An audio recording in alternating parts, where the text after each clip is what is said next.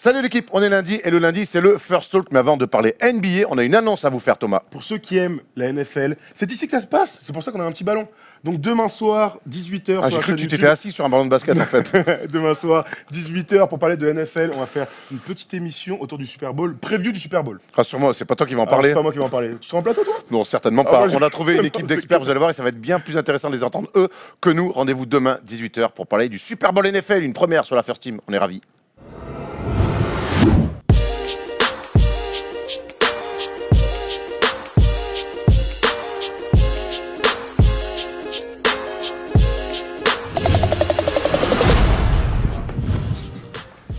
Nouvelle semaine, nouveau NBA First Talk saison 2, épisode 12. On est ravis de vous retrouver ici. Bienvenue chez la First Team avec Erwan Abotret qui remet son micro consciencieusement. Toujours. Et Thomas Dufan Ouais. qui a encore des cadeaux pour vous. C'est le Père Noël, Thomas Dufan. Ouais, on a de la chance. Enfin, vous avez de la chance, puisque donc, Monsieur Deland a été gagné par un cher internaute. Et puis, on verra ça à la fin de l'émission. Donc, rendez-vous en fin d'émission pour savoir qui a gagné le beau maillot de LeBron James. Son La nom semaine est dernière, Ah oui. parce qu'on t'avait pas dit, Ah oui, donc ça le J'ai maillot... pas dit, mais il y a un gagnant. Le maillot Westbrook Kanye West, le t-shirt Westbrook Kanye West, c'est je vais te dire, tu vois, je l'ai déjà oublié. C'est pas grave, on peut faire à la fin si C'est tu veux. Adrien Non, Minaudier. Non mais comme Oh, ça, Adrien. Minaudier, Mais il bravo le à sait toi. déjà, hein. Il le sait par DM, il va recevoir tout ça, ce t-shirt chez lui et rendez-vous à la fin pour savoir qui a gagné de l'Inde. Deland. J'espère que c'est moi parce que j'ai joué. Hein. Son nom est sur first-team.fr. Il fait partie des noms dans la liste. Erwan Abotret. Au programme aujourd'hui, les amis, gros focus sur Rudy Gobert qui va beaucoup mieux depuis que ses soucis de santé sont loin. Au programme également du débat du jour, l'actu malheureuse de la semaine, la blessure de Marcus Cousins. On parle des Pelicans dans le débat et on prend vos commentaires sur first-team.fr. On aura également Élise Boila de retour sans ses miasmes avec ses antibiotiques. Élise Boila fera bien sûr le campus break. C'est Tout bien feu, tout vendu. flamme. Hein. Non, mais Elle est vous inquiétez pas, contente, c'est pas elle. contagieux à travers l'écran, tout va bien, Élise. En tout cas, c'est parti, ce sont les news. Bryant on the move with the jumper. He got it! On a regardé ce gros match de saison régulière comme les prémices peut-être d'une finale NBA voulue par beaucoup. Celtics Warriors, c'était dans la nuit de samedi à dimanche, 109-105. Quel régal, les gars. Ouais, on a vu un super match, vraiment, on n'a pas été déçus, c'était un match de sommet de la NBA et on a assisté à un vrai sommet, une superbe entame des Celtics, une belle réaction des Golden State Warriors, un final, et c'est Steph Curry qui a pris le meilleur sur Kyrie Irving, mais voilà, 49 pour l'un, 37 Incroyable. pour l'autre, franchement, on s'est régalé, et oui, comme tu le dis, au sortir de ce match, on se dit, et on se souvient que le match 1 à Boston avait aussi été serré, c'était Boston qui s'en était sorti dans un match un peu plus défensif, mais moi, j'ai vu ces deux matchs-là, et je me suis dit... Moi, c'est une finale, ça ne me déplairait pas de les voir en finale. Alors, c'est pas de manquer de respect à LeBron, mais c'est dire déjà un peu de changement, mais c'est dire que les Celtics, en plus, je suis persuadé qu'en juin, ils seront encore plus forts que ce qu'ils sont maintenant. Je pense notamment à des mecs comme Jason Tatum. C'est vrai que ça a été un match très agréable, d'abord entre les deux meilleures équipes, donc la méga affiche de la NBA. Bon, certes, certains diront que Warriors, LeBron, c'est toujours plus intéressant. En tout cas, sur le papier, c'était les deux meilleures équipes de chaque conférence. Et donc, en général, les grosses affiches, ça fait pchit. Hein, mais alors là, au contraire, on s'est régalé. Curry à 49 points, meilleure marque de la saison. Rien que ça, tranquillou. Et puis surtout, un duel des deux meilleurs meneurs de la Ligue en ce moment qui sont tirés la bourre pendant tout le match avec des actions extraordinaires. Le Kyrie, là, à un moment, sur Curry, justement, parce qu'ils ont défendu l'un sur l'autre avec la feinte qu'on voit très rarement après tes jeux fade-away extraordinaires. Moi, je me suis juste éclaté. Et après, Curry a pris l'ascendant parce qu'il a ça en lui, par moment, à enchaîner les paniers. Et tu te dis, mais en fait, c'est un extraterrestre et en fait, il redescend jamais. Ouais, il Tu fait vois 3-4 dernières minutes de haute volée. Et ce que j'ai bien aimé dans ce match-là, c'est que les deux, c'est que Steph Curry a défendu sur Kyrie Irving. Ouais. Vraiment, quand tu parles de ce fameux panier, lui met un chimichek. Honnêtement, le panier est de très haut niveau, mais la défense de bonne Steph défense. Curry, bonne défense, meilleure attaque. Mais j'ai aimé voir Steph Curry comme ça, être en bugne à bugne avec Kyrie Irving et défendre comme ça l'un contre l'autre. C'est bien, et c'est même rassurant pour les Warriors pour la suite. Justement, Erwan, on est bientôt en février. Curry, il envoie un message là, à ce moment-là de la saison. Ouais. Ça ressemblait à un match de playoff. Moi, c'est je pense déjà... qu'ils veulent marquer le coup. Ils veulent marquer le coup en disant voilà, on reçoit les Celtics à domicile. On avait perdu le premier match là-bas. On se souvient, Steph Curry avait été bien défendu, bien trappé sur les pick and roll. Clairement, ils se sont adaptés au niveau de l'attaque, les Warriors là-dessus. Voilà, un partout. Mais pourquoi alors? Moi, si c'est LeBron, très bien, ça fera une 4e finale d'affilée et l'histoire s'écrira. Mais un Celtics Warriors, ça peut être aussi une nouvelle histoire qui s'écrit, ça peut être aussi très sympa. Et Tom, pourtant, sur ce match, tout avait bien démarré pour les Celtics, 10 points d'avance en premier quart-temps. Qu'est-ce qui a fait derrière que l'ajustement a permis aux Warriors de... Déjà, il manquait Marcus Smart, donc c'est pour ça aussi qu'ils étaient en bune à bune. Et puis, la force des Warriors, c'est de faire des stops dans les meilleurs moments. Draymond Green enchaîne les interceptions, KD a encore été très bon. Et donc, Steph Curry, sur la fin de match, ses stats incroyables. Donc, dans les 4 dernières minutes, les Celtics marquent 12 points, à 5 sur 12 au tir. Curry est à 13 points sur cette période-là et marque les 15 derniers points des Warriors. Donc, il a été flamboyant dans le money time, comme on attend d'un double MVP. Wouh. Mais plein de bonnes choses, mine de rien, à sortir de ce match des Celtics. On sait qu'ils étaient un petit peu dans le dur, hein, après 3 défaites à domicile d'affilée, un début de road trip avec une défaite chez les Lakers, et puis donc bien rebondi après la victoire aux Clippers. Et puis moi, j'ai trouvé que ces Celtics étaient bien concentrés. Jaylen Brown, voilà, clairement, peut jouer à ce niveau-là. Ah oui, Jaylen Brown est appelé à jouer à très haut niveau, il est déjà prêt pour affronter des grandes joutes de playoffs, et ça, c'est très rassurant. Jason Tatum, il est encore un petit peu jeune, on l'a senti un petit peu dépassé par l'événement, mais je reste persuadé que ce mec-là, dans 3-4 mois, si ces deux équipes doivent se retrouver en juin, ça sera un autre joueur, donc forcément une arme en plus pour les Celtics. Voilà. Les Warriors, le retour de Gordon Hayward, imaginons. J'y crois pas cette. Moi non plus, mais imagine. Les Warriors, on connaît leur qualité, on a du mal à les voir progresser, on sait ce qu'ils font. Par contre, les Celtics, par rapport aux Warriors, c'est en ça que c'est rassurant, ils ont encore une marge de progression. On a compris que lui, ça le faisait vraiment kiffer cette potentielle finale. Toi, c'est aussi ta préférence. Il n'y a pas de préférence. C'est juste que dire que cette option est cool. Non, mais en tout cas, t'as le droit. Ah oui, non, mais moi, j'ai un problème. Moi, que ce soit LeBron ou les Celtics, ce sera pareil. Dans tous les cas, on va se régaler. Mais c'est vrai qu'on imaginait les Celtics en finale, donc a priori qui battent LeBron en finale de conférence ou en demi-finale de conférence, ça voudra dire que Kyrie a quand même marqué de son empreinte de la conférence Est à ce moment-là. Souvenez-vous, Kyrie en finale NBA, c'est dégueu. Plutôt sympa. C'est pas dégueu, c'est pas dégueu. C'est pour ça. Autre actu là. Les Celtics aussi en finale NBA, c'est sympa. Pardon. Autre actu de ces derniers jours, là, malheureusement, c'est beaucoup de blessés en NBA. On a appris que Mike Conley allait se faire opérer de son talon gauche, saison terminée. On s'y attendait, lui qui n'a joué que 12 matchs. Les gars, bon, c'est à l'image de la saison des Grizzlies. C'est une saison sans saveur pour nos amis des Grizzlies qui ont perdu leur leader sur leur meneur de jeu, charismatique, lui qui en plus qui a un énorme contrat, mais qui est plutôt un joueur attachant, qui est un petit peu sous-coté. Et ça fait toujours chier de voir Mike Conley comme ça sur le côté.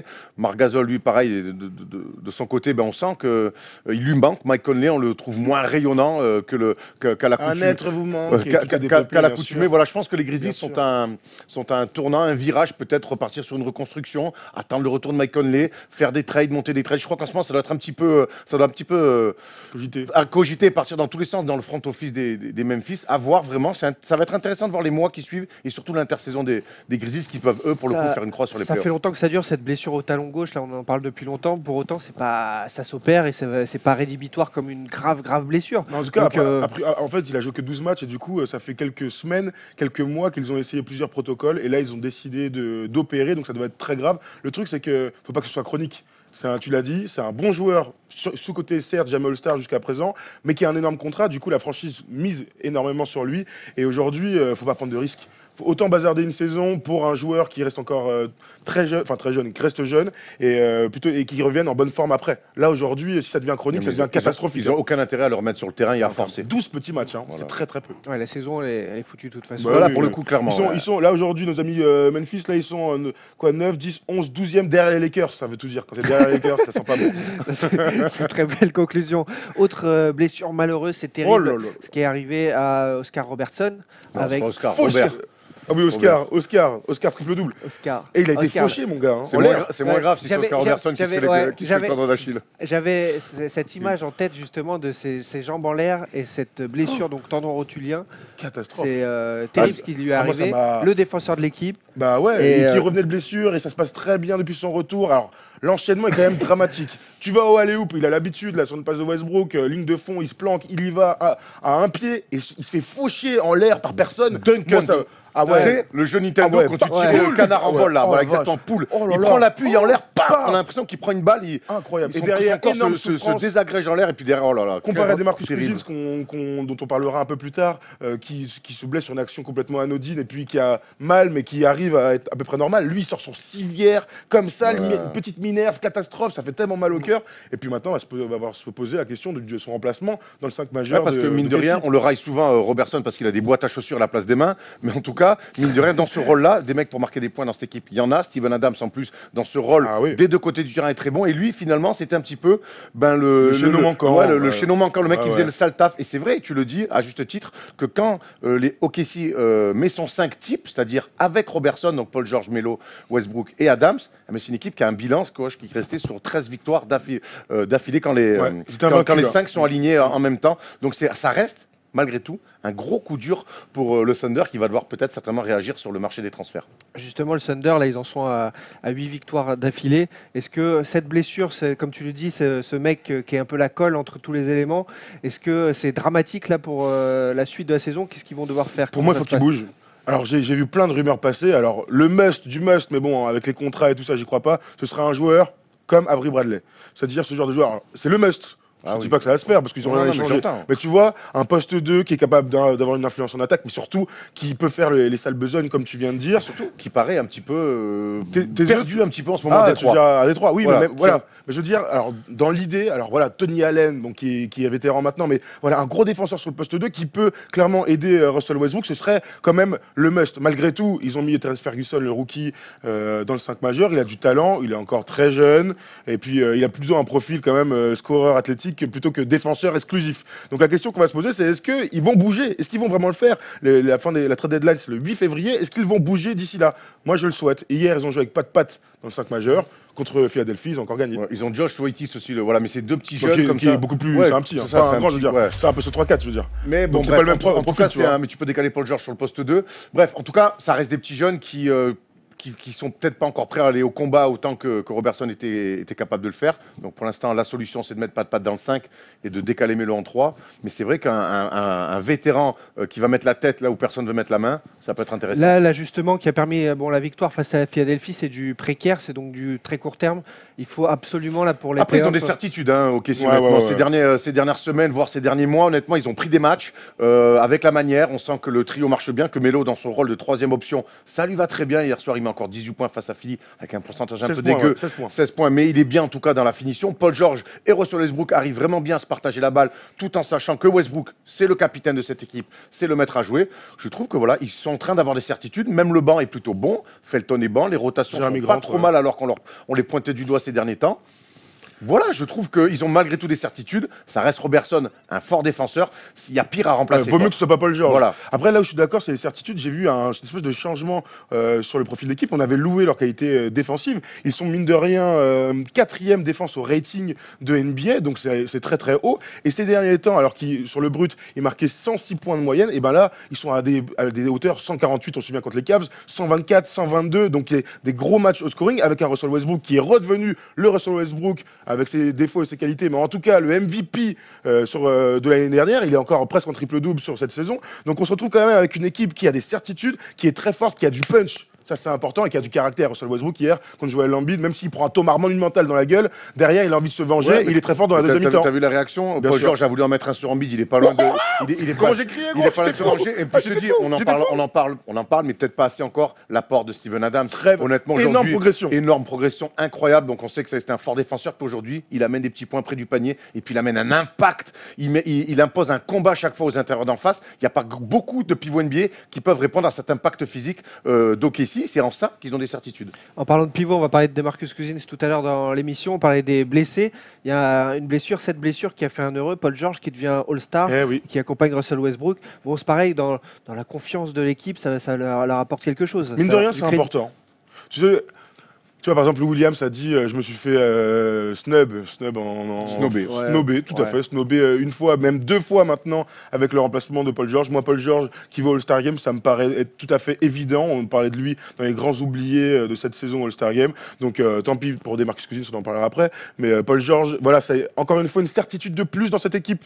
On sentait que ça les avait un peu travaillé. Westbrook avait fait une sortie sur ça. Et puis voilà, Paul George a un All-Star, une évidence. Après, qu'on ne se trompe pas de combat pour OKC. Oui, il y a c'est clair. encore pas mal d'interrogations autour d'eux pour soit en playoff. Ce qu'ils veulent vraiment faire taire toutes les bouches, c'est faire un gros coup en playoff. Aller en finale de conf. Voilà, aller en finale de conf. C'est ça. Il ne faut pas qu'ils se trompent d'objectif non plus d'avoir un ou deux mecs All-Star Game. Finalement, ça doit leur passer au-dessus. Eux, il faut qu'ils soient prêts pour les playoffs et qu'ils soient très mauvais à prendre. Et je pense que ça sera le cas. Et là, en conclusion, la blessure d'Eddie Robertson, ça pose vraiment problème quand même pour cet objectif. Ils ont ce mec-là, mais je te dis, c'est pas le pire à remplacer. Vaut mieux remplacer Robertson que Paul George, malheureusement, pour ou Melo, notre ami. ou Steven Adams, ou Russell Westbrook. Enfin bref, après, le seul truc qu'on pourrait dire. Comment ça, ou Russell Westbrook? Vaut mieux le remplacer Robertson, voilà, quoi. Ah oui. Alors, on en parlait avec Tom tout à l'heure, c'est vrai que ce serait bien aussi qu'il y ait un coach. Tu vois, qui puisse driver tout ça, parce que Billy Donovan il est bien mignon, mais que moi, quand je vois ni Melo, ni Westbrook, ni Paul George sur le terrain, ça me rend complètement fou. Il devrait toujours avoir soit Westbrook, soit Paul George, même l'un des deux, pour avoir de la création. Il galère un peu dans ses rotations, mais il semble avoir trouvé un certain équilibre. Parce que Westbrook est fort, mais c'est chacun son tour, tu vois. Quand Raymond Felton met un peu dedans, ça leur donne un peu d'air. Mais c'est vrai que pour l'instant, ils sont un petit peu. J'espère qu'on tombe pas là-dessus, hein, ils sont un petit peu dépendants, et c'est peut-être pas bon signe de l'apport de Raymond Felton, qui fait plutôt une saison correcte. Bien sûr. Allez, it's time, l'heure du focus, les amis. Rudy Gobert va mieux et tant mieux. Ses soucis de santé sont de côté et on va parler de lui dans le focus. They do have a timeout. Decide not to use it. Curry, way downtown. Bang! Rudy Gobert, taille patron, 15 rebonds, 18 points face à Toronto dans la victoire d'Utah. Et depuis la fin de ses soucis de santé, ça y est, ça va mieux. Il est même sur des stats impressionnantes. Ouais, il est bien, le Français. On est très content de le revoir, Rudy Gobert. Il avait beaucoup manqué à son équipe du Jazz. On le voit avant sa blessure. Puis il est revenu très fort. Donc déjà, ce qui est bien, c'est qu'il s'est bien soigné, qu'il est revenu quand il fallait revenir. En plus, son équipe, pendant son absence, est restée au contact de la course au playoff. Et clairement, avec lui aujourd'hui, c'est l'objectif playoff. Et tu te souviens, Thomas, qu'on était quand même loin en début de saison de les voir en playoff. Ouais. Alors, je suis très content d'abord de son retour parce que là, on voit des stats, c'est des stats qu'il peut envoyer au All-Star Game tous les jours aujourd'hui dans cette NBA. Et donc, moi, je le vois d'abord marquer des points, être à plus de 15 points par match. C'est très bien. Il a fait pour son match de retour un 23 points, 14 rebonds dans une défaite face à New York. On a aussi dit qu'il est sur les 5 derniers matchs, 5 matchs joués depuis son retour de blessure, 3 de victoires face à Toronto, Détroit et les Clippers. Donc, c'est pas rien. Il perd à Atlanta. C'est moins bien, mais en tout cas, moi, je suis d'abord, il part contre New York, et je suis déjà rassuré de son état physique. Et ensuite, on va parler du jeu. Il a l'air de s'inscrire dans un truc, dans un nouvel état d'esprit de cette équipe collectivement, tu vois. Parce que en fait, c'est vrai qu'en son absence, du coup, ils ont joué un petit peu up tempo autour de Donovan Mitchell, beaucoup de rythme, beaucoup de relance. On n'était pas habitué à ça avec le Jazz, qui était plutôt sur du jeu demi-terrain avec une forte défense. Et c'est vrai qu'il y avait une interrogation, savoir comment Rudy allait s'adapter à ça. C'est vrai que, alors, il court, certes, il fait des efforts, mais bon, ça reste quand même un grand de 2,18. Et je suis très agréablement surpris de voir comment il s'adapte à ce style de jeu. Alors, ça continue de relancer côté Jazz. Rudy fait les efforts. On l'a vu notamment avec Toronto, où il a eu une période un peu compliquée face à un très bon Valanciunas, mais il est resté concentré. Finalement, ils sont les gagnés à la fin. Il fait les efforts, il court. Et c'est aussi pour ça qu'il marque des points, parce qu'il est récompensé par ses coéquipiers qui vont le trouver. Juste petit truc, il y a un truc quand même qu'il faut dire. C'est bien qu'il soit revenu. Valanciunas, ce week-end, est à 28 points, 14 rebonds. Et le match d'avant contre Détroit, on se rappelle du match incroyable de Dédé Drummond, où il lui a cassé la gueule à 30 points, 24 rebonds, 6 contre. Donc, c'est bien offensivement, c'est bien d'un point de vue des stats. Ils ont gagné des matchs, mais en général, quand on duel direct te met 30 points, 24 rebonds, 6 contre. En ce moment, Dédé Drummond est très bien, Valanciunas c'est très bien. Il tombe sur deux pivots en pleine forme. Alors certes, il est peut-être dominant au niveau. Mais on parle pas de 15 et 15 là. Hein. Ouais. On parle de 30, 24, 28, 14. Très bien. Dans le duel direct. Continue à me parler de tes stats. Moi, je te dis que tout ce que je vois, c'est 2 W, mon ami, 2 victoires. D'accord, très bien. Voilà, mais c'est quand même ça le plus important. Moi, j'aime les gens qui dominent tous les matchs et tous les duels. Mais moi, j'aime aussi quand les gens tombent sur des mecs en état de grâce, qui sont en pleine bourre. En ce moment, Valanciunas est en pleine bourre. En ce moment, et Drummond aussi. Donc, tu réduis quand même ton match-up. Finalement, tu arrives quand même à réduire l'écart entre le mec en face de toi qui te domine. Et en plus, ton équipe, elle gagne. Bravo. Non, mais je suis très étonné qu'on dise ça, parce que pour moi, c'est quand même l'environnement et l'adversité qui fait tes performances. Peut-être que c'est le fait qu'il y ait Rudy Gobert en face qui fait que lui a des performances incroyables. Toi, tu serais largement meilleur en 1 contre 1 face à un enfant de 6 ans contre Rudy Gobert, par exemple, parce que l'adversité est bien moindre. Donc c'est ça que je te dis. Je te dis pas qu'il est nul, je te dis qu'il s'est fait casser la gueule 1 ou 2 fois. Ça peut arriver. Enfin, casser la gueule, il a des stats tout à fait nettes. Il met 30, 15, 24 contre et 6, Drummond, il met 15 points, 8 rebonds. Bravo. Et contre Valanciunas, il fait 18, 15 rebonds, 3 assists, 2 contre. Très bien. On peut pas dire qu'il rate son match. Tu vas Et dire il fait toujours peur en plus. Et il Oui, fait si tou- tu veux, il gagne. À la fin, il Mais gagne. très bien, mais je te parle pas de ça là. Voilà. Et il fait toujours peur défensivement. Mais bien sûr, de toute Voilà, façon, c'est son c'est pas- arme. D'ailleurs, ça fait 2 principale. matchs. Hein. D'ailleurs, 2 victoires. Le Jazz reste sur 2 victoires d'affilée. Et les 2 derniers matchs, le Jazz s'est remis à encaisser moins de 100 points. On sait que sans lui, avec ce basket de course et up-tempo, il s'était remis à encaisser un peu plus de points. Là, ils sont revenus sur la barre C'est des 100 important. points. Ça aussi, c'est un impact important de la part de Rudy Gobert, Tout à fait. qui gagne donc des matchs, même s'il est dominé des fois sur le match. Et ils sont ils sont 10e à 5 victoires de Denver. Il y a encore une marge, Il y a mais une grosse marge, là ouais. avec Donovan Mitchell, qui est la surprise finalement, on ne pouvait pas Ah oui, forcément s'attendre C'était à ce niveau-là. C'est vraiment très positif pour Utah. C'est positif, ils sont, je te dis, au-delà des attentes qu'on avait nous en début de saison. Maintenant, ils vont être dans la course, je pense, on est C'est un presque bientôt début février. Ils vont être dans la course jusqu'au bout pour accrocher une place en playoff. Voilà, c'est déjà... C'est ce qu'on leur souhaite, en tout cas. Voilà, ils sont dans la course au playoff. Moi, je les imaginais même pas là-dedans avec le départ de Gordon Hayward. Donc bravo à eux et qui continuent. Et puis, qui sait, une blessure, une belle Ouais, série c'est de sûr. victoires du Jazz. Voilà, mais je on peux- sait que ça peut aller très vite en NBA. Voilà, c'est la grande question qu'on va se poser, vite pour terminer. Donc, ils sont 10e de la conférence Ouest, avec un bilan de 21 victoires pour 28 défaites. Et les 9e, c'est les Clippers, avec à 25-24. Il y a 4 victoires de différence. Faut qu'Utah fasse un vrai run, avec 10 victoires en 12 matchs pour espérer vraiment recoller. Ils sont dans la course, entre guillemets, pour l'instant. Ils peuvent regarder, ils sont, tu vois, pas loin. Ils sont juste pas On loin. va juste aller... Vas-y, le calendrier, Erwan. C'est en embuscade avec en effet d'autres équipes qui peuvent se casser la gueule avec des blessures, des Non, mais- choses qui peuvent se passer. Donc ils sont là. Absolument. Ils Oui, non, sont mais vraiment dans la ils sont course. là, ils soufflent un peu, mais ils sont un peu détachés quand même. Faut vraiment Alors, qu'il y ait un gros run. Vas-y, Erwan, le Leur calendrier. calendos, c'est pas simple. Le prochain match est à domicile face aux Warriors. Ensuite, ils vont à Phoenix, ils vont à San Antonio, à la Nouvelle-Orléans. Ça, c'est des matchs qu'il faut gagner. À Memphis, ça, c'est des matchs qu'il faut prendre. Reçoivent Charlotte, vont à Portland. Donc voilà, hormis les Warriors, c'est des matchs et même les Spurs en ce moment qui sont prenables. Donc c'est des matchs où ils doivent y aller sans. C'est le moment de faire un coup de voilà, force. sans Ouais. stress. Et puis je te dis, c'est une équipe qui voyage plutôt pas mal en plus. Parfait pour le Jazz, le point sur le Jazz. On va parler de ce drame de ces derniers jours, les Pelicans qui tenaient une forme olympique avant que DeMarcus Cousins s'écroule après son lancer franc. Non, pardon, ils voyagent pas mal du tout. Ils sont à 7-19 à l'extérieur. Donc ils voyagent pas bien. Ils voyagent pas bien du tout. Ils voyagent pas bien. Ils voyagent en blablacar, c'est pas bon du tout. Oh, le vieux covoite, mon gars. Ah ouais, courbaturage. Le covoite avec genre, un peu de cachien dans la voiture, gros. en stop, mon gars, c'est ça, quoi. Ah, merde. Sarwell, Birkenstock. Ouais, c'est clair. Il y a un problème dans les voyages, alors, apparemment. Bon, il y a un autre problème, c'est du côté de New Orleans, avec DeMarcus Cousins qui a été chercher son rebond sur un lancer franc et qui s'est écroulé. Le drame de ces derniers jours en NBA, c'est cette rupture du tendon d'Achille. On en parle dans le grand débat de ce First Talk. Wow, here we go. Uh-oh. He went right over Bryant. Ils étaient grands, ils étaient forts, ils étaient dominants et ils ne sont plus. Anthony Davis et DeMarcus Cousins, c'est fini suite à la blessure là, pour de longs mois de DeMarcus Cousins. C'est la haine pour New Orleans qui allait très très bien. Alors quel avenir pour lui d'abord vous avez vu ça comme moi, comment ça s'est passé. C'était vraiment sur une triste. action anodine. Honnêtement, c'était triste. c'est blasant. Honnêtement, c'est- c'est clairement, la c'est première réaction, c'est t'as l'impression que, je sais pas, que tout ça, que quelque Ouais. part, quelque chose s'arrête là, que le championnat est un peu faussé. Alors c'est extrême, mais on était tellement content de voir enfin DeMarcus Cousins à son prime comme ça. Il réalisait la plus belle saison de sa carrière Ah oui. avec un bilan collectif aussi incroyable, une association avec Anthony Davis qui marchait très fort, qui a Les mis un style playoffs, les playoffs, différent oui. de ce que propose la NBA en ce moment avec du small ball. Il y avait tout, enfin, il allait être titulaire All-Star Game, et là, boum, il est fauché par cette blessure. La première réaction, c'est qu'on est, voilà, quand C'est la un joueur grosse comme déception. ça, à plus de Ouais. 25 points, quasiment 13 rebonds et 5 passes, 5 petites C'est balles pas grave, perdues, on les oublie, c'est pas là. grave, on les oublie parce qu'on t'aime bien. Ça arrive. Voilà, la première déception, avant de parler de fin de contrat, de bilan sportif, on est blasé, quoi. Ouais, on est blasé et pour ça d'abord d'un point de vue global, puis sur l'action quoi. Tu gagnes, en passe de gagner contre les Rockets, donc grosse victoire. T'as ce lancer franc. Tu sais, c'est bizarre, mais c'est ce qu'on disait.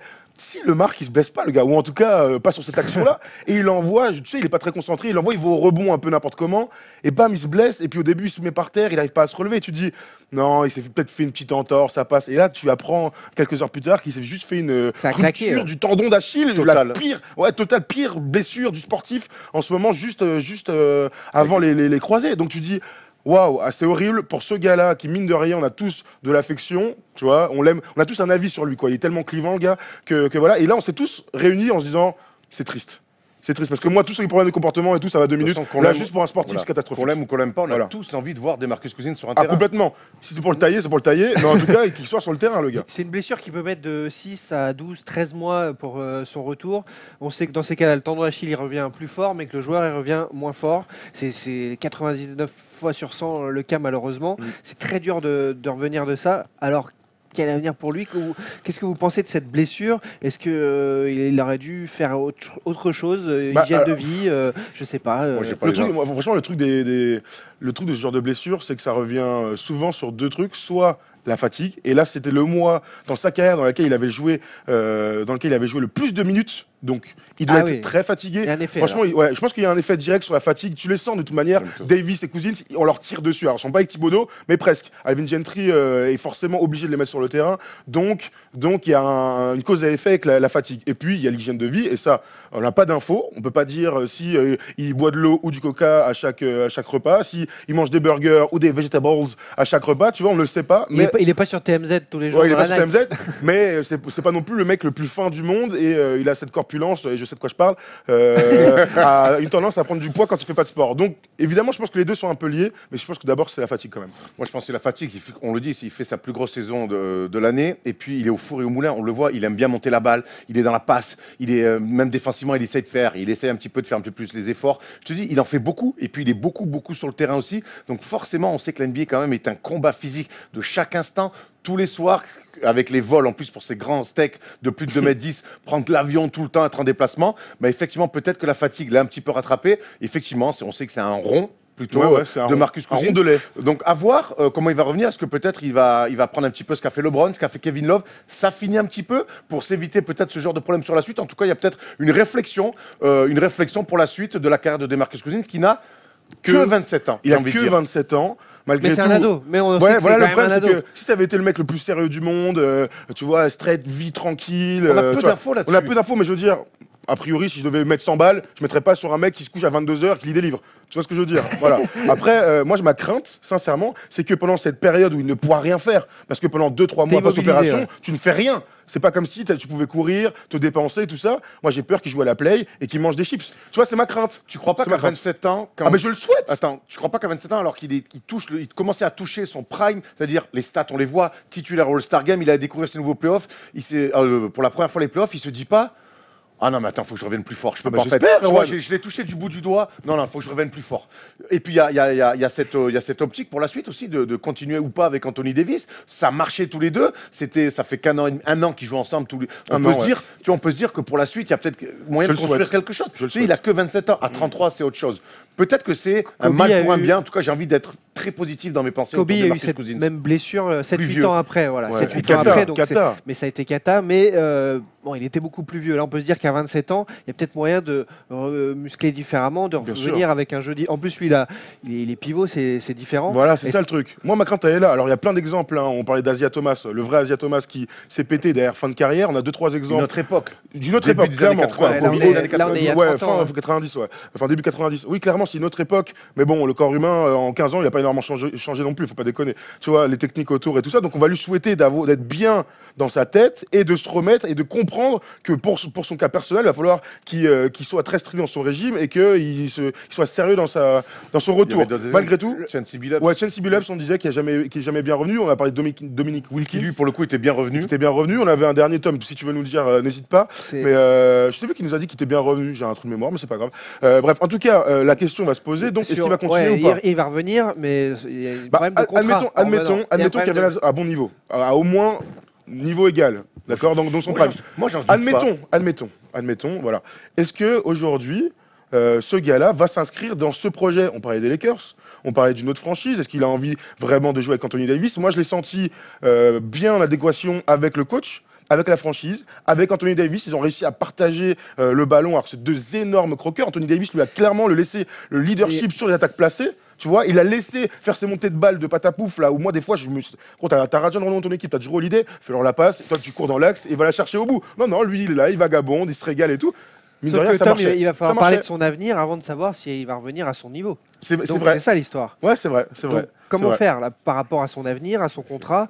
À sa place, de toute manière, si on ça, te va propose un être, truc, tu signes. ça va être une pièce Alors, lui, je jetée pense- en l'air. Je pense que c'est même plus que ça. Ça va être faire all-in ou pas sur DeMarcus Cousins. Est-ce qu'on prend le risque? On connaît maintenant ses qualités de basketteur. On sait qu'il a 27 ans. On connaît sa blessure. Voilà, l'équation, elle est celle-là. Et quoi qu'il arrive, le mec, il va cet été, parce que DeMarcus Cousins donc, est en fin de contrat cet été, donc sera agent libre. Et la franchise, que ce soit les Pelicans, les Lakers ou d'autres, de dire on te signe au max, ça sera forcément prendre un risque. Maintenant, est-ce que ce risque-là, il faut être calculé? Moi, je crois que, on le répète, que 27 ans, il faut prendre le risque clairement des Marcus Cousins. Sachant que ça va se jouer, Tom, cet été, Ouais. mais un tournoi d'Achille là en janvier, disons que. Il peut presque revenir pour le début de saison. Voilà, en juin, juillet, déjà, il sera en Il pleine pourra courir, rééducation, quoi. il sera en train de courir.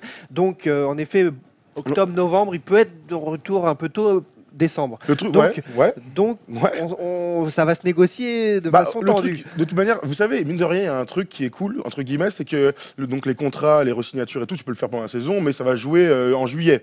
Et en juillet, tu auras quand même, 7 mois pour savoir comment il s'est comporté. Tu vois, post-blessure, est-ce qu'il a C'est été vrai. sérieux? Et donc à ce moment-là, le front office, l'équipe dirigeante des Pelicans auront ce choix à faire, max ou pas max, parce que là on parle quand même d'un contrat max. Il pourrait très bien imaginer un contrat sur une saison à 35 millions. Enfin, tu sais, tu peux tout faire. Là, quand je vois les contrats chez les Pelicans, merci Polo, on se voit qu'Anthony Davis donc, a son méga contrat, c'est le premier à avoir signé le méga contrat de cette NBA jusqu'en 2021. Jrue Holiday, qui est très important, a un très beau contrat lui aussi, tranquille. Effectivement. hein. Effectivement. Ah Et Rajon Rondo, qui est très important cette saison, il s'est bien trouvé avec les stars et qui est en fin de C'est contrat. moins bien trouvé avec Calvin Gentry, par contre. hein. Ouais, mais ça c'est pas le seul, j'ai l'impression. Mais Rajon Rondo est important aujourd'hui dans l'effectif et en playoff, je suis sûr qu'on verra encore plus son talent. On se souvient l'année dernière, avant sa blessure, aux Bulls. Donc voilà, donc moi je leur souhaite de re-signer Rajon Rondo et de re-signer à fort prix notre ami des Donc Marcus tu prends le Cousins. risque, toi, tu prends le risque des Marcus Cousins. Le mec qui se barre et il Mais- se remet, mais t'as moi, l'air con. mais moi le risque, je le prends clairement aussi pour les Pelicans. Et puis c'est vrai qu'ils ont quelques mois pour voir comment il amorce sa rééducation. Et moi je reste persuadé qu'il va faire tout ce qu'il faut. Et Puis à eux de s'occuper au de niveau de lui. l'hygiène de vie. Et, À eux de l'accompagner. Ah, là. de Oui, l'encadrer de et l'accompagner. tout. Après, tu Tous sais les- très bien comment c'est. Hein. Quand t'as pas envie, mon gars, on peut t'encadrer ou pas. Tu fais ce que tu Non, veux. mais moi, je crois qu'ils vont le choyer, ils vont lui montrer beaucoup de soutien et que j'aimerais bien, je l'ai déjà dit, je le répète, j'aimerais bien que DeMarcus Cousins s'inscrive clairement avec les Pelicans et avec Anthony Davis sur le moyen terme au moins. On a des commentaires sur DeMarcus Cousins sur first-team.fr. Vous avez été hyper nombreux à commenter cette actu forte, hein, choquante en effet, de cette blessure. Alors, on a plusieurs commentaires qu'on a récupérés avec Yeah. Polo, avec Sully, avec Tom. Voilà, Team D Forever. Team Duncan, bien sûr. Hein. Yeah, forever. Juste triste pour lui, mais vu la bonne performance des Pels avec leurs Twin Towers, j'adorais les regarder jouer. Je le trouve beaucoup plus juste cette saison, Boogie, ouais. Boogie. On l'a même vu contrôler. Anthony Davis pas Anthony content, ça c'était pas incroyable. Hein. Ouais, c'est vrai que les Ah oui, deux, c'est c'est vrai, vrai ouais. que les deux, Tu ils te souviens, ça sont, c'était fou ça. finalement à se rentrer dedans, ils se sont canalisés et puis ça a peut-être apporté beaucoup à Anthony Davis de Peut-être, l'avoir à côté de peut-être. lui. Donc juste triste pour les Pelicans, c'est vrai que ça revient beaucoup comme commentaire. On en a un autre commentaire Sur les Pelicans, sur, ouais. sur les Pelicans. Sur leur saison, je crois. C'est vrai que beaucoup de messages de bon rétablissement. Je pense que les Pelicans iront en playoff malgré cette blessure avec le step-up de Jrue Holiday, un Davis dominant et en bonne santé ainsi qu'une équipe soudée. En effet, ça peut resserrer les liens, une grave blessure comme ça d'une des stars. Que penser donc de l'avenir des Pelicans à très court terme avant de parler à long terme là. Ah bah alors, les premières rotations à l'intérieur, on sait qu'Alexis Aginsa est blessé. Ouais. On sait que derrière, il y a Omer Omer Asik. Asik qui, dans le premier match après DeMarcus Cousins, n'a joué que 7 minutes. On C'était sait pour le qu'il- remettre dans le bain, j'ai l'impression qu'il jouait pas du tout. À voir. Donc, À en tout voir. cas, pour l'instant, il n'a pris que 7 minutes, mais on sait que remplacer. Donc, c'est du poste pour poste en pivot. Mais Omer Asik, ça ne t'avait quand même pas les mêmes garanties dans le jeu. Hein ça fait longtemps. Et puis derrière, il y a le jeune Cheikh Diallo dans sa deuxième saison, qui prenait 11 petites minutes la saison dernière, qui cette année n'en prend que 6, donc qui n'est pas du tout dans les plats d'Alvin Gentry. Elise Boila nous confiait en off avant l'émission que l'ancienne Kansas donc ne rentrait pas vraiment dans les plans d'Alvin Gentry. Pour l'instant, c'est Dante Cunningham qui start sur le poste 4 et Anthony Davis qui commence en 5. Pareil, eux aussi, un petit peu à l'image du Thunder, il va peut-être falloir aller sur le marché, voir ce qu'ils peuvent trouver dans des échanges. Ça, c'est de l'ajustement à court terme contre les Clippers, notamment, qui ont eu lieu. C'est-à-dire qu'on fait jouer Cunningham, mais toi, t'es pas convaincu? Si, mais c'est un autre style de jeu. On sait que cette équipe jouait avec 2 grands. Alors, c'était pas. Il va falloir changer, ça, je veux dire. On n'était pas dans Robinson Duncan fin des années 90, début 2000. Mais ils jouaient quand même avec 2 grands, ce qui leur amenait une assise offensive. Ça courait fort dans l'axe. Donc voilà. Aujourd'hui, quand tu mets Cunningham en 4, tu peux plus faire ça. Tu retombes sur un petit peu du small ball. Donc voilà, c'est. Il va falloir revenir en arrière, du coup. Complètement. Revenir en arrière, il va falloir changer de style. Bah si, revenir en arrière. Enfin, en arrière, Ouais, en arrière.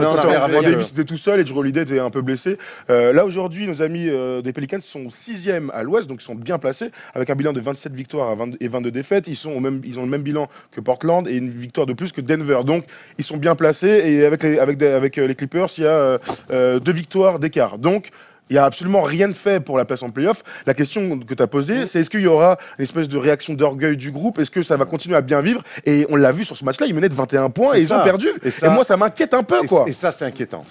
Ils menaient de 21 points. Alors, quelque part, ils menaient aussi de 21 face aux Clippers. Donc, je te dis que ça déroule. Et que finalement, ils laissent passer cette énorme avance. Tu imagines la semaine, là, il y a 2 matchs, tu perds DeMarcus Cousins alors que tu es en train de battre les Rockets et que tout va bien. Là, tu perds DeMarcus Cousins dans les dernières secondes et tu flingues un avantage de 21 points. La semaine est dure pour les Pelicans. Il va falloir se faire du bien à la tête et se remettre à gagner très vite. Eh ben écoute, le calendrier, Sacramento, donc là ça devrait aller, mais ensuite Oklahoma, Minnesota, Utah, Indiana, Philadelphie. Mon gars, ça va envoyer du... Là, la fin du mois va être un peu cata. Après, tu sais, ça va vite dans le basket. Une belle victoire à l'extérieur, un petit peu en étant soudé, un petit peu sur une fin de match un peu compliquée, avec un gros panier d'Anthony Davis, et ça peut vite repartir. Et ça, ils ont le... Parce que moi, ce qui m'étonne dans ces propos positifs, c'est qu'il y a un an, du coup, on revient à l'époque sans DeMarcus Cousins, et c'était quand même cata par moment. C'était cata. Oui, mais depuis que Drew Holiday n'est plus le joueur qui était il y a un an, Rajon Rondo est arrivé, et puis je te dis, il y a un vécu collectif malgré tout. Il y a des mecs qui sont là depuis quelques années, et Antoine Moore n'est plus l'Antoine Moore d'il y a un an aussi. Alvin Gentry a un petit peu plus de certitude dans le jeu, même si on est loin d'un grand coach. Donc voilà, il y a un an, il ne sait pas. Alors certes, il y a eu DeMarcus Cousins qui est arrivé, mais depuis un an, ils ont aussi gagné des matchs. Ils ont eu un petit peu plus cette culture de la gagne. Donc voilà, on n'est pas non plus complètement dans un retour en arrière. Et pour combler un petit peu, entre guillemets, le manque, est-ce qu'il va falloir passer par la cash trade là très vite? Moi, franchement, tu mets pas un mec avec un énorme contrat. Il faut que tu signes DeMarcus Cousins cet été. Hein. Non, mais moi je pense qu'il leur faut un autre pivot. Parce qu'Alexis Ajassa, tu l'as dit, est blessé. Omer Azik, c'est Omer Azik. Personne n'en veut, c'est un peu compliqué. Mais pour moi, il leur faut un mec qui est capable de jouer et surtout de faire les sales besognes d'Anthony Davis. Parce que tu peux pas envoyer Davis tout seul dans la raquette et dire allez, vas-y, défends, attaque, joue 40 minutes par match. Il va se griller. En plus, on sait qu'il est hyper fragile, donc il faut qu'il fasse un trade pour aller aider Anthony Davis à l'intérieur. C'est vraiment important. Proposez-nous d'ailleurs des trades possibles pour les Pelicans. Qu'est-ce qui pourrait bien le mieux fitter pour remplacer entre guillemets DeMarcus Cousins et que les Pelicans puissent avoir une rotation supplémentaire à l'intérieur. Ça nous semble, c'est ce qu'on a dit avant l'émission, pour nous une évidence d'avoir au moins une rotation intérieure en plus. En tout cas, je ne sais pas si on avait vu là au cours de ce débat le tableau d'Anthony Davis qui lui va bien, mais attention, ça va redevenir à nouveau l'option à pas il était déjà l'option numéro 1, mais incroyable. Voilà, encore plus de poids. L'autre, il crée des espaces avec les défenses adverses. Il crée les espaces avec les défenses adverses. Oui, la stat du bas, c'est la plus intéressante. Il est à 17 tirs par match, 3 de moins que l'année dernière. On peut l'imaginer à 20-22 tirs très rapidement cette saison. De toute manière, pour moi, il faut qu'il fasse une saison à 30 et 10 s'ils veulent vraiment espérer se qualifier en play-off. On sait que c'est une équipe qui défend très peu. Il va peut-être falloir aussi là commencer à s'y mettre, serrer un petit peu les boulons défensivement. Ça peut être aussi une solution pour parer l'absence de DeMarcus Cousins, c'est défendre plus fort. Alvin, t'entends tonton Erwan qui te le dit, il va falloir se mettre à défendre. Dernière question sur le sujet, est-ce que vous lui offrez le max à DeMarcus Cousins là, alors qu'il sera en pleine rééducation? Je réfléchis. Toi, tu dirais oui direct, toi. Moi, je lui donne. Quelle que soit la franchise. Qu'est-ce que tu peux récupérer de mieux que DeMarcus Cousins? Mais quel que soit le risque. Mais même si t'es une autre franchise, tu prends le risque. Moi, toi, t'es les Lakers, je suis les Pelicans, je le fais. Oui, n'importe quelle autre franchise. Même les Lakers, je le fais. Si, moi, je crois. Tu crois en Aujourd'hui, lui. tu me dis de 6 à 13 mois. Moi, je vois plus le voir revenir en septembre, octobre. Il peut même être là pour le début de la saison. Je lui file le max. C'est des Marcus Cousins. Et d'ailleurs, Joel Embiid a dit que c'était le meilleur pivot offensif de la ligue. Offensif. Il est milieu, Oui, bah, tu vois, il offensif, a évidemment. pas dit le meilleur, il a dit offensif. Hein.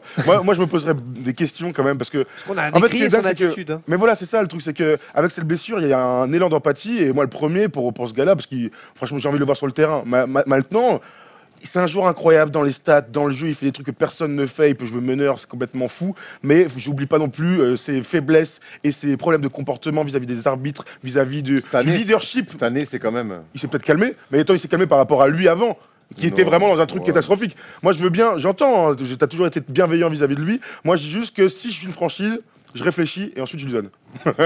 Voilà. Mais- Et ensuite je lui donne. Mais teste le marché, oui, j'ai compris. Mais Voilà. tu verras que tu testes le marché, tu vas voir les blasts des mecs. Finalement, tu vas te dire, bah, c'est une évidence. Tiens, de Marcus, prends le max et je suis bien content de te le donner.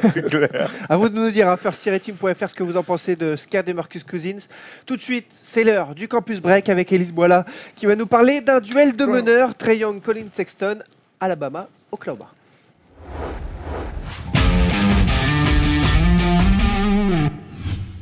Salut Élise, comment ça va? Bah écoute, va pas bien très bien, hein, parce que j'ai pas apprécié ce petit tacle. Ah ouais, t'as pris un tacle. Un tacle? Ça, c'est pas un tacle, ça c'est. Non, mais c'est bon, on en Ça, parle. c'est- c'est on en parle. c'est le bouton X, je prends la balle. On en j'appuie. parle à la fin de l'émission. Ah, tu ça vas- va. tu vas- Règlement de compte au milieu là, je te le dis Tu vas direct. mieux, Élise? Oui, je vais très bien. Ah, ben ça nous fait très plaisir. Alors, ce duel de meneurs, de génie, de fou, de Ça, le folie. duel que tout le monde attendait, car ce sont les deux meilleurs meneurs de la NCAA actuellement.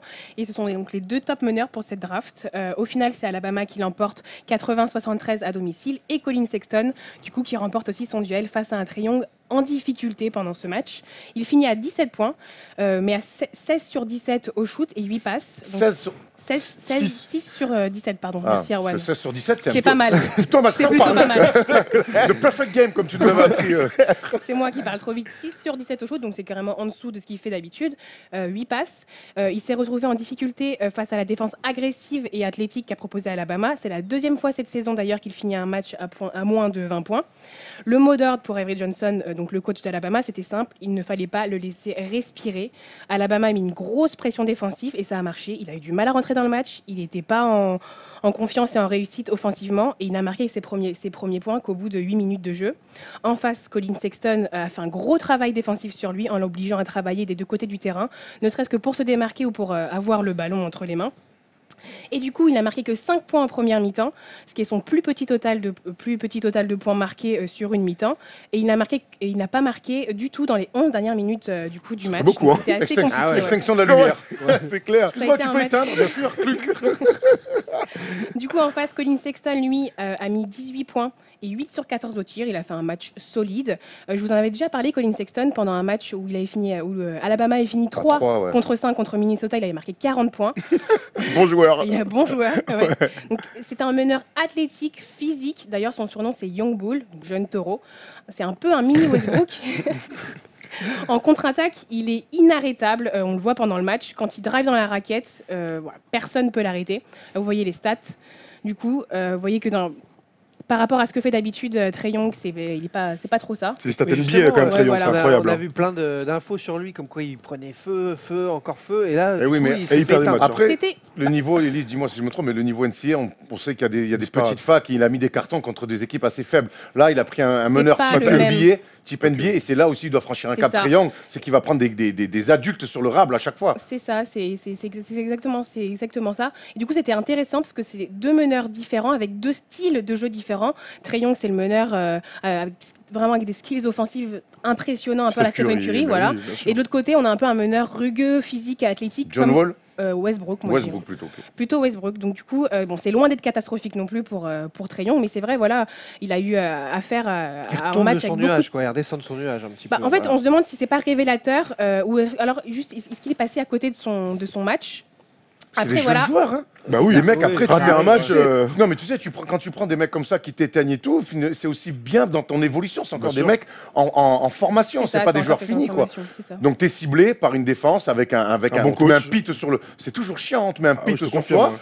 Voilà, mais il fait 8 passes décisives. Moi, je note aussi qu'il fait 8 passes décisives, donc on n'est pas non plus. Il a beaucoup été critiqué, Trae Young, ces dernières semaines sur sa manière de gérer son équipe et sur sa sélection de shoots. On lui reprochait de prendre beaucoup trop de shoots, par exemple 39 shoots parfois pendant les games. Oh, mais attends, franchement, il abuse. Hein. Il fait des trucs, il a 10 mètres. Le gars, il est face à lui, il lui tire dans la gueule, airball, il se barre, il est content. Tu sais, c'est ouf. C'est ça. Du coup, depuis 2-3 matchs, surtout le match contre Kansas il y a 2 semaines, où il a marqué 26 points ou 21 points, je ne me souviens plus, en 9 shoots seulement. Et aussi, on l'a vu aussi pendant ce match-là, où il gère beaucoup plus tout ce qui est sélection de shoot, ses passes et sa manière de. Donc il progresse. Voilà, Process, il progresse. Là, les deux meneurs, tu peux les trouver dans le top 10 de la prochaine draft. Ah oui, pour moi, les deux. Pour moi, Trae Young, c'est Forcément, top 5 ou top 4e place pour l'instant, je le vois. Et Colin Sexton, top 10 sans broncher. Hein. Sans bégayer. Sans bégayer, c'est clair.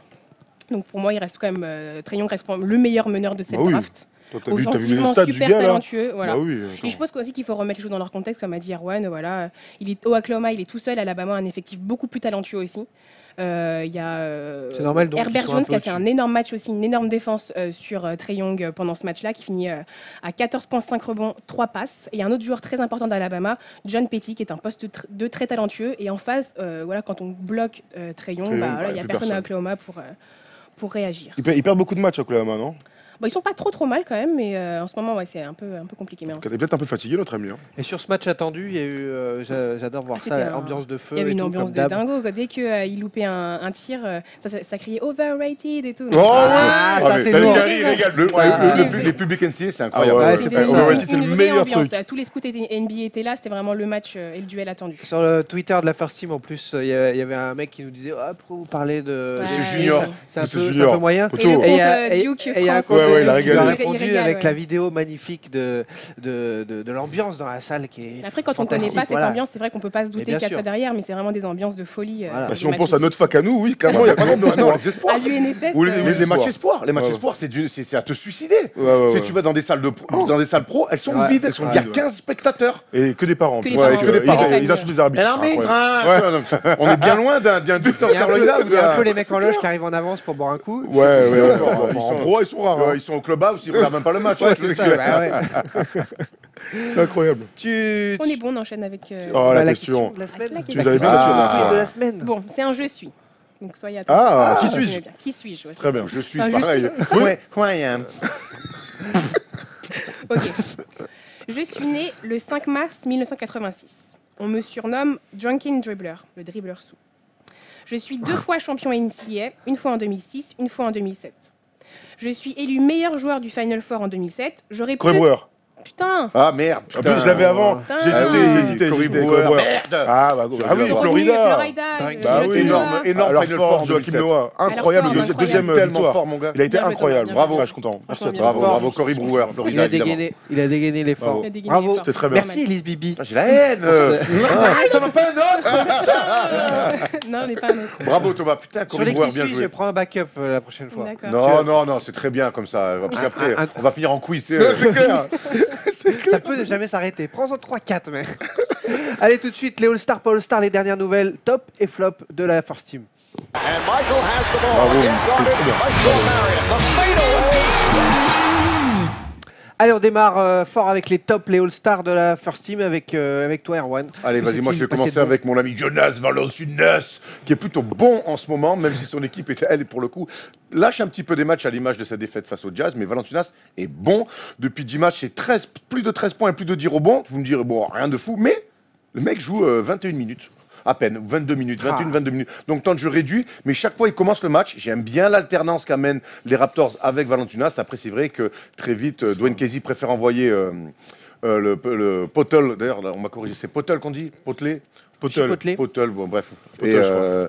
Et notre Potel, ami Potel, Siakam. Potel, Mais en tout cas, voilà, Potel. j'aime bien ce que fait Valanciunas dans son registre. Il est irréprochable en plus dans l'attitude.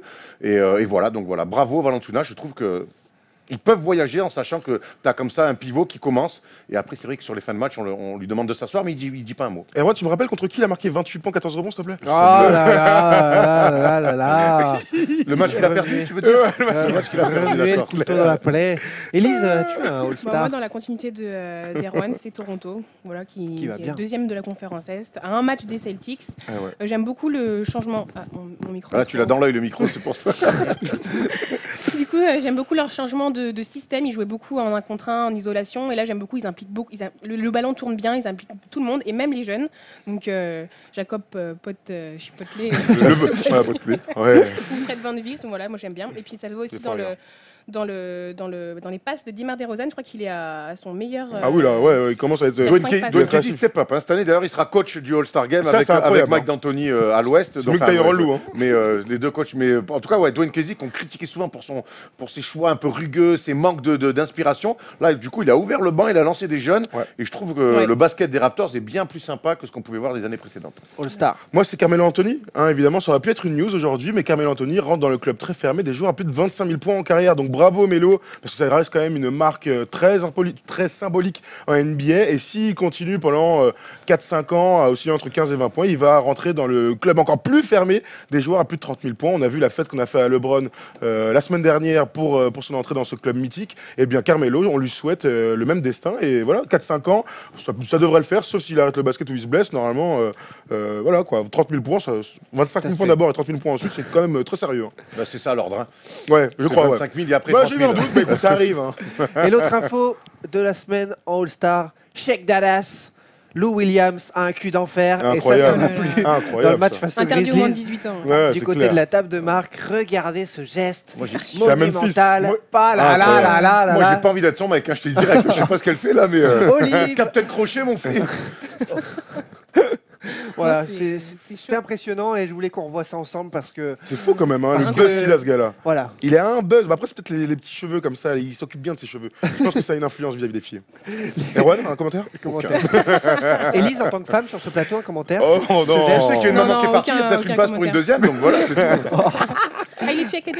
Il a, Il y en a une qui s'est barrée. Il y en a une ouais. qui s'est officiellement, ouais. barrée. Sans transition, les Paul Star, les mauvaises nouvelles de ces derniers jours, Erwan. Moi, le Paul Star, c'est un petit peu les déclarations d'Isaiah Thomas. Alors, c'est pas Isaiah Thomas en lui-même, mais c'est plus l'ambiance autour des Cavs et ce qui sort de ce vestiaire, parce que j'ai l'impression qu'il sort beaucoup de choses de ce vestiaire, beaucoup trop. Il y a eu d'abord Kevin Love pointé du doigt, puis là, il y a apparemment la sélection de tirs d'Isaiah Thomas qui est pointée aussi du doigt. C'est ce que les journalistes, en tout cas, disent. Et Isaiah Thomas qui était en interview, on lui posait la question. Il y a certains mecs du vestiaire qui se plaignent de ta sélection de shoot. Il a dit bah alors ils ont pas dû me voir jouer depuis 2 ans. Moi je suis là pour prendre des tirs, pour très faire, bizarre. pour faire des actions. bizarre. J'ai une vraie ambiance très Délétère. nauséabonde même Ouais. côté Cavs, et il y a un vestiaire qui est en train clairement d'exploser avec des clans. C'était Kevin Love la semaine dernière, là c'est Isaiah Thomas qui avait l'air un petit peu désabusé avec un sourire jaune après un entraînement, après un shooting.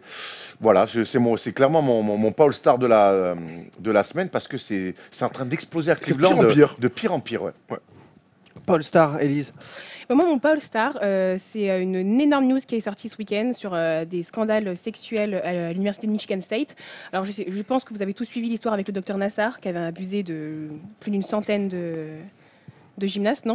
Non, parce que tu disais Nazar, je crois comme le mec dans. Bref, rien à Ouais, voir. ok. Maître Nadjar. Maître Nadjar. Rien Je- à voir. Le C'est pas le Story, même. rien à voir, mais ça m'a fait penser à lui. On en parlait avant l'émission. Pardon, excuse-moi. En plus, pas c'est un sujet grave. très sérieux, je suis désolé. Et au moment où t'as dit que j'ai fait ça, genre, Ouais, Erwan, il- un Ouais, commentaire. ouais, Je suis désolé, c'était pas Avec du un tout ce que je docteur qui voulais abuse des filles, là tu me fais Erwan. Erwan. C'était pas du tout voulu, je suis désolé.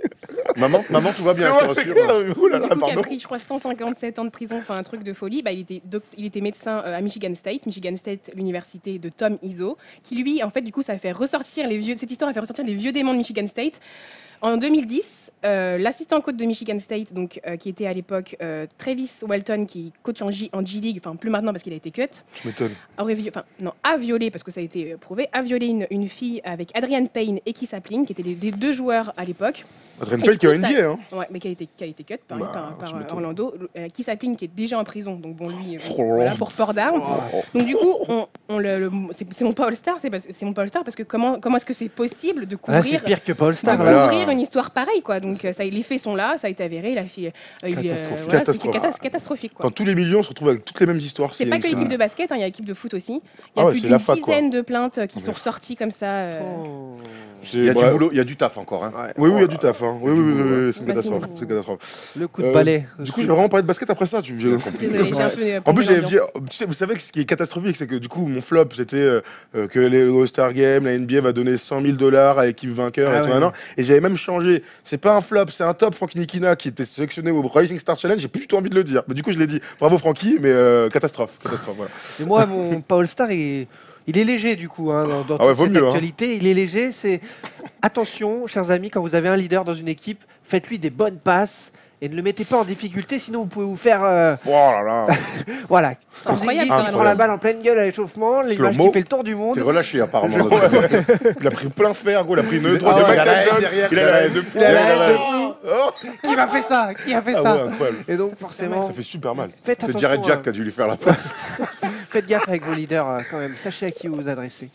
Voilà, la fin d'émission serait totalement différente s'il n'y avait pas des remerciements. Et ces remerciements, ils sont là à côté de moi. Bien sûr, Paul envoie le bousin, on va remercier notre ami. Oh là, j'arrive pas à lire.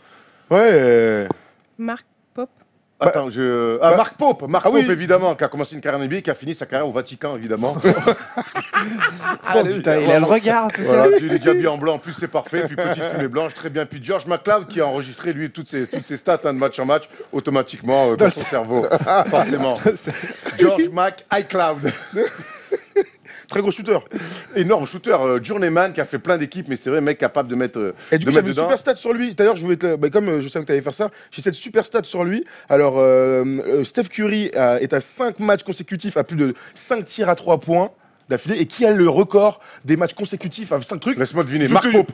Non, Josh McLeod. George McLeod qui est à 6. C'était Incroyable. pas avec Dallas quand il Ah, était je à sais Dallas, pas, je crois peut-être, que je c'est sais quand il pas, était faut à que je Dallas. regarde. Non, j'ai pas l'équipe, C'était un désolé. gros shooter, ouais. Incroyable. Shooter Hein. pur, C'était en tu mettais des sacrés siloches. 94-96. Voilà, Wow. voilà, incroyable. Lourd, ça revient de George loin. tout ça. McLeod. Eh ouais. Ça revient de très Eh, ce loin. serait pas l'heure, les gars? Ce serait pas l'heure d'offrir ce Mais maillot. attends, les gars, il y a un mec qui a gagné ce super maillot, offert gracieusement par Paris Basketball. On les remercie d'abord. Hein, si vous aimez les produits NBA, c'est là-bas que ça se passe. Souvent, on rue nous demande Maubeuge à à Paris. Paris, il n'y a pas ben de ouais. magasin de basket et tout. c'est ben galère. voilà, t'as tout ce que tu Paris veux, là, hein. Basketball. T'as tout ce que tu veux, les vestes NBA, les maillots. Il y a le Miami Vice du Miami Heat qui est incroyable et qui est vendu là-bas. Bref, en tout cas, bravo à Antoine Lemay.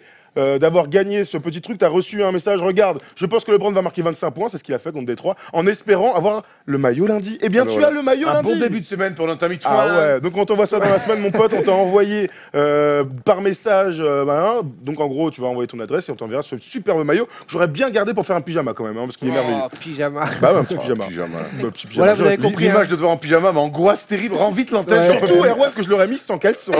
Ah, pour éviter d'avoir cette image en tête, filez sur firstteam.fr, vous l'avez Avec compris. un bon slibard. Participez au concours, commentez l'actualité. Si vous avez aimé, comme d'habitude, ça marche comme ça avec la First Team. On se retrouve pour les matinales, pour le First Day Show jeudi, la classe foot vendredi. C'est un plaisir avec Sully, Tom, Polo en régie, d'être avec vous. Ouais, merci les amis. Thibaut, c'était Merci très cool. tout le monde, merci Elise. Ciao.